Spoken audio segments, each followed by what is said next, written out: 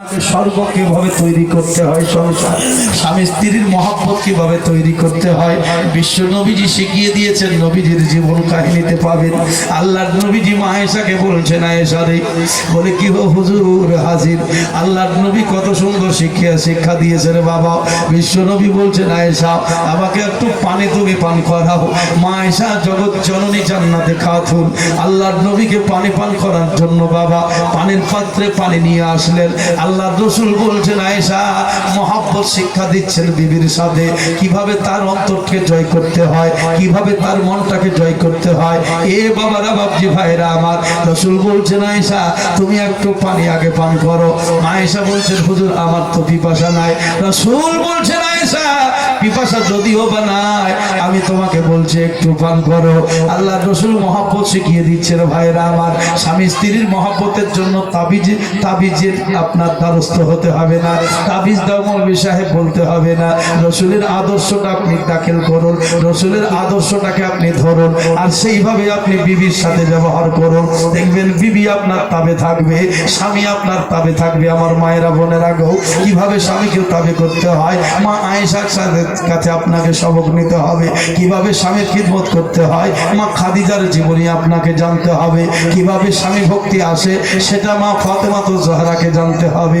তবে আমি বলবো আপনার স্বর্গ হবে সংসার, নচেত বাবাজি স্বর্গ হবে না, দুজক তৈরি হয়ে যাবে আপনার সংসার।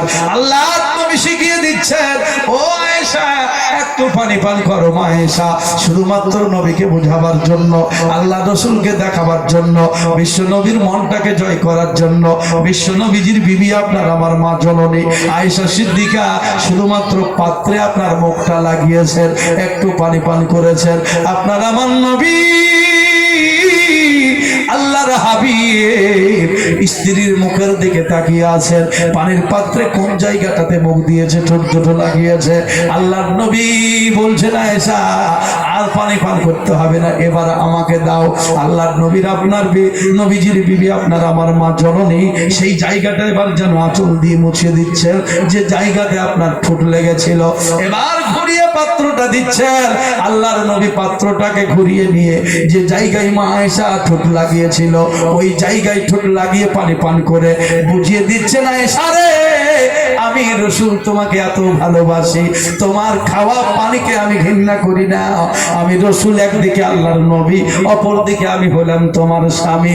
স্বামী হিসাবে যথেষ্ট আমি তোমাকে ভালোবাসি, আমি রসুল সেটা প্রমাণ করে দিলাম।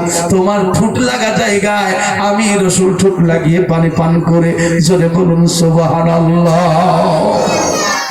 আমার মায়েরা, আমার বাবা জীবনেরা, এই মহব্বত তৈরি করুন। আল্লাহ পাক কোরআনের মধ্যে বলেছেন, বান্দারে তোমাদের জীবন যদি তোমরা সুন্দর করতে চাও, সুন্দর যদি বানাতে চাও, ফাত্তাবিউনি তোমরা আমার নবীর ইত্তেবা করো, তোমাদের জীবন ধন্য হয়ে যাবে। কত বড় ধন্য হবে! আল্লাহ পাক এই কোরআনের আয়াতের মধ্যে আল্লাহ বলছেন, কুল ইন কুনতুম তুহিব্বুনাল্লাহ। আল্লাহ বলছেন, ওগো আমার নবী, যারা আমার বান্দারা আমাকে পেতে চায়, আমার সাথে মহব্বত করতে চায়, তাহলে তাদেরকে বলে দাও ফাত্তাবিউনি, তারা যেন তোমার ইত্তেবা করে, তোমার অনুসরণ করে। হে আল্লাহ, তোমার নবীর অনুসরণ করলে আমরা কি পাবো? পুরস্কার হিসাবে আমাদের কি থাকবে? আল্লাহ পাক বলছেন, ওয়াগফিরলাকুম, আমি তার তোমাদেরকে ক্ষমা করে দেব, যুনুবাকুম, তোমাদের জীবনের গুনাহগুলোকে ক্ষমা করব, তোমরা যদি রাসূলের ইত্তেবা করো, অনুসরণ করো। আল্লাহ পাক বলছেন, বান্দারে শুধু ক্ষমা করব না, আল্লাহ বলছেন তোমরা যদি আমার নবীর ইত্তেবা করো, আমার মহব্বত তোমরা পাবা। দ্বিতীয় নম্বর হলো তোমাদেরকে মাফ করো। তৃতীয় নম্বর হলো আল্লাহ বলছেন, আল্লাহু গফুরুর রহিম, সব সময় তোমাদের উপর কৃপা দৃষ্টি, মহব্বতের নজর আমি আল্লাহ রাখবো। এবার আপনি বলুন ভাইরা আমার, যদি নবীর ইত্তেবা করেন, আল্লাহ যদি খুশি হয়ে যায়, ওই বান্দা কি জাহান্নামে যেতে পারে? আরে ভয় করি না জাহান্নামে,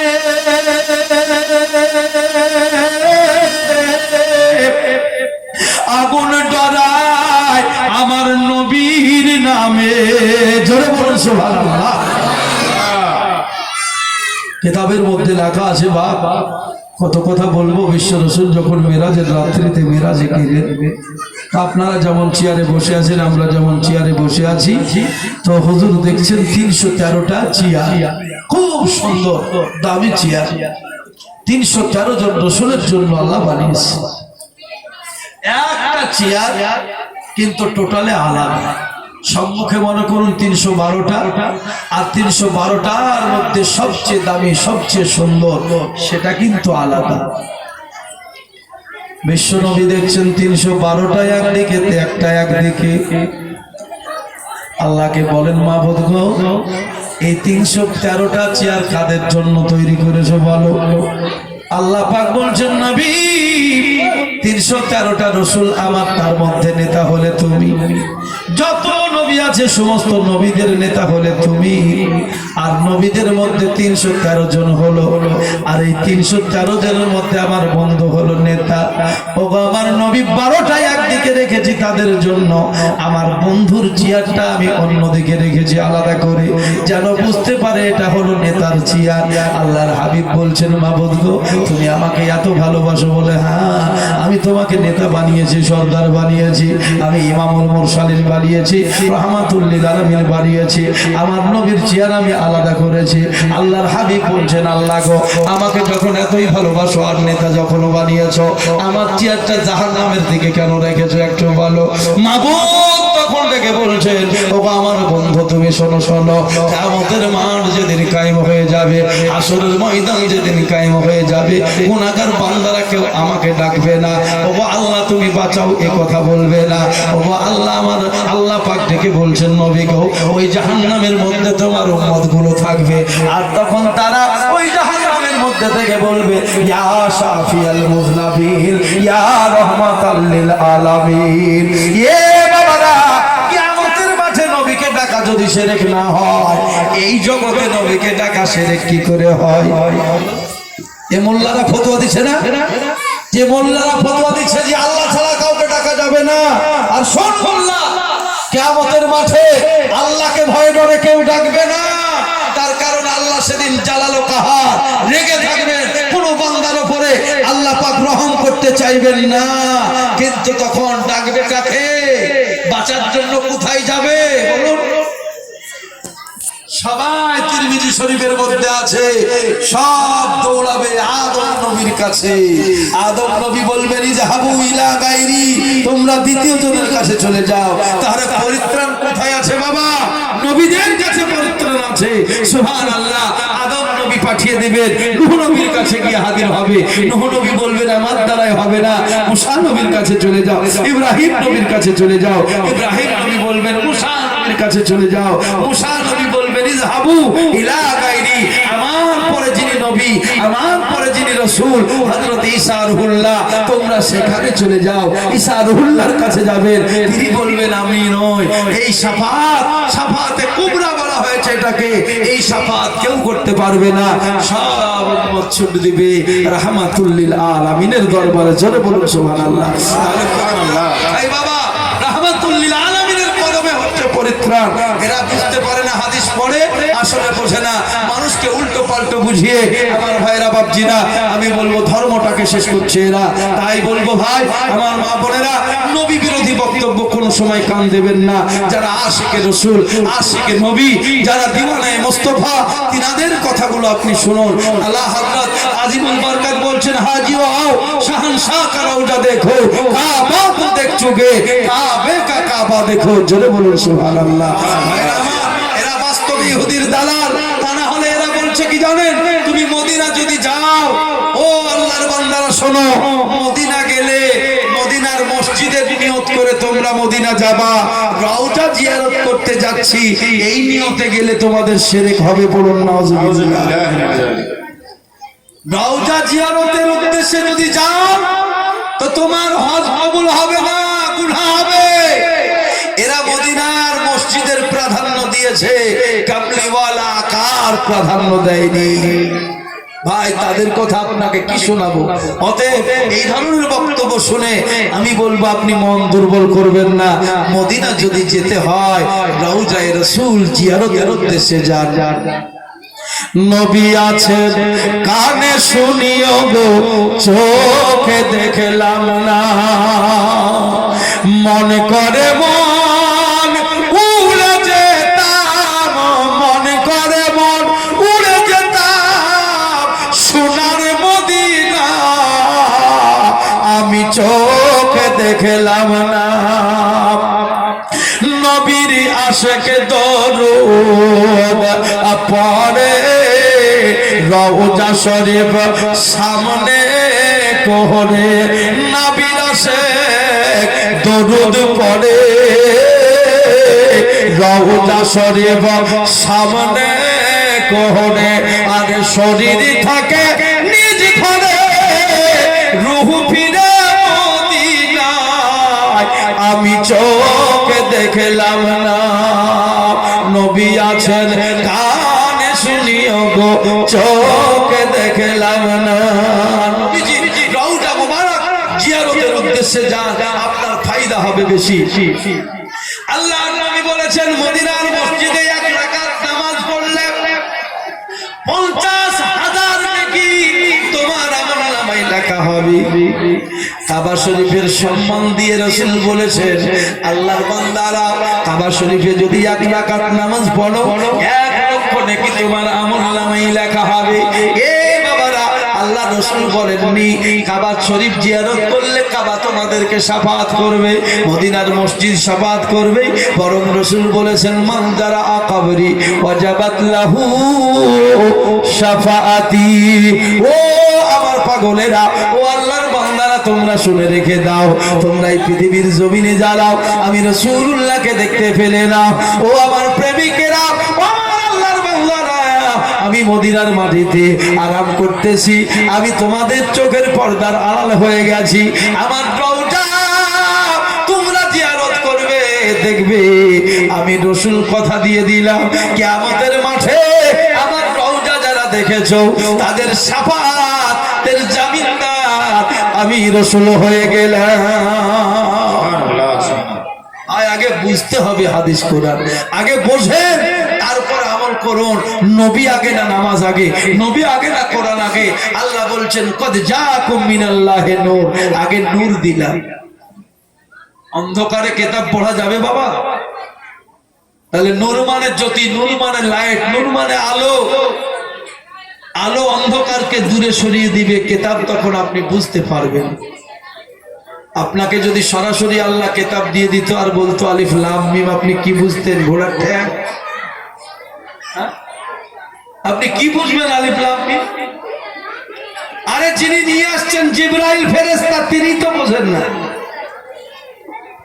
কোরআনে শরীয়ত মারিফত দুটোই আছে, কাঠমোল্লা বুঝবে তবেই তো।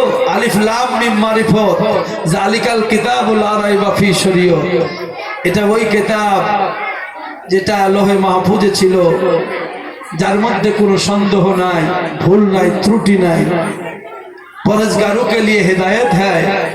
তাহলে জালিকাল কিতাবুল লা রাইবা ফিহি হুদাল লিল মুত্তাকিন চললো, আপনি বুঝতে পারবেন।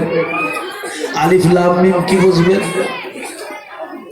জিবরাইল ফেরেশতা নবীকে বলছে বিসমিল্লাহির রহমানির রহিম আলিফ লাম মিম। আল্লাহ রাসূল বলছেন আলিম তো আমি জেনে গেছি, জোরে বলুন সুবহানাল্লাহ।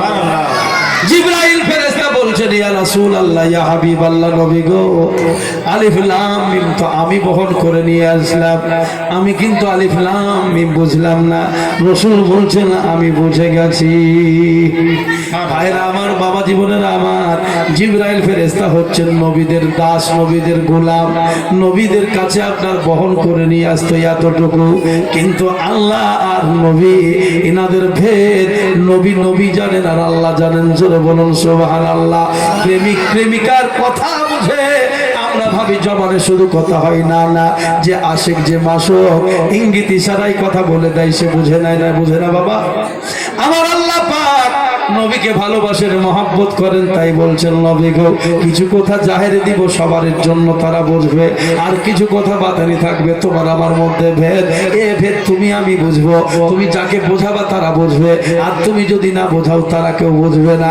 তাই হযরতে ওমর রাদিয়াল্লাহু তাআলা আনহু বলেন আমার নবী আমাকে এক ধরনের জ্ঞান দান করেছেন, এই জ্ঞানের কথা যদি সাধারণ মানুষকে আমি বলি এই মানুষেরা সে কথা বুঝতে পারবে না, তারা বুঝতে না পেরে আমি ওমর তোমাকে গর্দন কেটে ফেলবে। ভাইরা আমার, বাবা জীবন আমার, আলিফ লাম মিম অবশ্যই নবী বুঝিয়েছেন, কিন্তু এটা কিতাবের মধ্যে আপনি খুঁজে পাবেন না, বই পুস্তক কিনে বাবাজি আপনি পাবেন না। সেই কারণে বলবো, নবীকে বুঝতে হলে সাধনার দরকার আছে, নবীকে বুঝতে হলে ধ্যানের প্রয়োজন আছে। বাবা, কাবা শরীফের মধ্যে রসুল ধ্যান করেন নাই, কাবা শরীফের নামাজ পড়েছেন জাহেরি নামাজ, আর বাতেনি নামাজ রসুল গারে হীরার মধ্যে পড়েছেন। জোরে বলুন সুবহানাল্লাহ। জাহেরি নামাজের জন্য কাবা বাইতুল্লাহ, আর বাতেনি নামাজের জন্য হলো গারে হীরা। আল্লাহর নবী গারে হীরায় 15 বছর ছিলেন বাবা, বাতনি ইবাদত করেছেন সেখানে। দুনিয়ার মানুষ বুঝতে পারেনি আল্লাহ রসুল কিভাবে আল্লাহকে ডেকেছেন। আমার আল্লাহ পাক সন্তুষ্ট হয়ে গেছেন। আল্লাহ বলছেন, নবী গো, এবার জগতের মানুষের জন্য কোরআনের প্রয়োজন আছে। ওগো নবী, তোমাকে যারা বুঝতে পারবে না তারা কোরআন পড়ে বসবে। কোরআন যখন বুঝতে পারবে না, তোমার চলাফেরা দেখবে, দেখার পরে তখন তোমাকে বুঝতে পারবে। এইভাবে বাবা জীবন ভাইরা আমার, আমি বলবো, কোরআন বুঝতে না পারলে নবীর জীবনকে আপনাকে বুঝতে হবে। নবীর জীবন বুঝতে না পারলে কোরআনকে জিজ্ঞাসা করতে হবে নবী কেমন। কোরআন বলবে নবী হলেন তহা, নবী হলেন ইয়াসিন, নবী হলেন রহমাতুল লিল আলামিন, নবী হলেন ওমা আরসালনাকা ইল্লা রাহমাতাল লিল আলামিন, নবী হলেন কাদ জাআকুম মিনাল্লাহি নূর ওয়া কিতাবুম মুবিন। নবী কেমন কোরআন বলবে, খাতামান নাবিয়্যিন। আমার বাপজি ভাইরা আমার, আল্লাহ পাক নবীদের গুণগান করেছেন কোরআনের মধ্যে। সেই কারণে বলবো, কোরআন যদি ভালোভাবে বুঝতে পারেন, নবীকে বুঝতে পারবেন, আর নবীকে বুঝতে পারলে আল্লাহকে বুঝে নেবেন। আমার আল্লাহ পাক বলছেন, জগৎ আল্লাহর নবী বলছেন, শোনো শোনো, যারা আল্লাহকে দেখতে চাও, আমি রাসূলুল্লাহকে দেখে নাও, আল্লাহকে দেখা হয়ে যাবে। জোরে বলুন সুবহানাল্লাহ। ভাইরা আমার, তাই তো কোন কবি বলেছেন, মোহাম্মদ খোদা নেহি মাগার খোদা আছে জুদা নেহি। ভাইরা আমার, ফুলের মধ্যে খুশবু থাকে, খুশবু যেমন ফুল ছাড়া হয় না, আর ফুলের মধ্যে খুশবু ভরা আছে, এমন ভাবে মিশে আছে, আপনি আলাদাও করতে পারবেন না। নবী আর আল্লাহর সম্পর্কটা ঠিক এইরকমই বাবা, এমন ভাবে আল্লাহ নবীর সাথে মিশে আছে, আর নবী আল্লাহর সাথে মিশে আছে। মোহাম্মদকে খোদা বলা যাবে না, আর খোদাকে থেকে জুদাও করা যাবে না। আল্লাহ রসুল বলছেন, মানরা আনির আনাল হক। আমার আল্লাহর বান্দারা, তোমরা শোনো, যারা তোমরা আল্লাহকে দেখতে চাও, আমি রসুলকে তোমরা দেখে নাও, আমাকে দেখলে আল্লাহকে দেখা হয়ে যাবে। তার কারণ কত সুন্দর করে কবি বলেছেন, ও হক নুমায়ে আয়না হে। জোরে বলুন সুবহানাল্লাহ। वो हक नुमाए आइला है मेरे मुस्तफा, उनके दीदार से रब का दीदार है। सुभान अल्लाह। हक नुमाए आइना माने अल्लाह